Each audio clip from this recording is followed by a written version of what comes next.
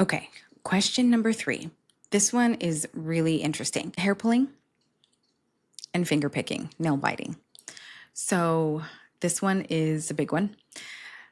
These are things that a lot of people go to therapy for, right? They go into talk therapy, and oftentimes it helps to a certain extent. Going to therapy will help figure out maybe why you're doing what you're doing. And sometimes that just helps to dispel the whole behavior. But then there's other times that people really get a deep understanding of why they're doing what they're doing. In fact, they even go through all the steps and heal the trauma. However, the behavior remains. So this is where I collaborate with your therapist to help break up the pattern or the behavior. Most of the time, they are a coping mechanism. So, first things first, I always make sure that the person has therapeutic care. They're working through some of their trauma. I always make sure that you have a talk therapy avenue.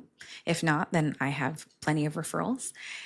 So that's important when it comes to something like this, because if there is an underlying traumatic origin, we need to make sure that there's treatment for that initial trauma.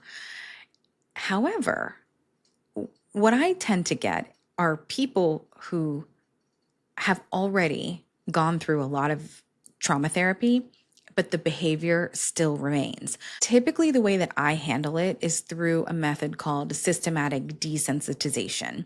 So basically, the subconscious mind has chosen that path to cope for so long.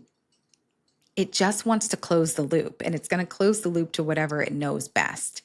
So, what we do in hypnosis is we give the subconscious, the psyche, other options to cope. And then we invite the psyche or the subconscious mind to choose one of those other paths, because that particular path is no longer of interest to the person. And so it's just an offering.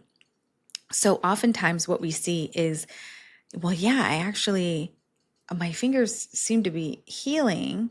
I'm still picking, I'm still biting a little bit, but I also now am suddenly really thirsty when I'm feeling stressed. So I've noticed that I'm drinking more water.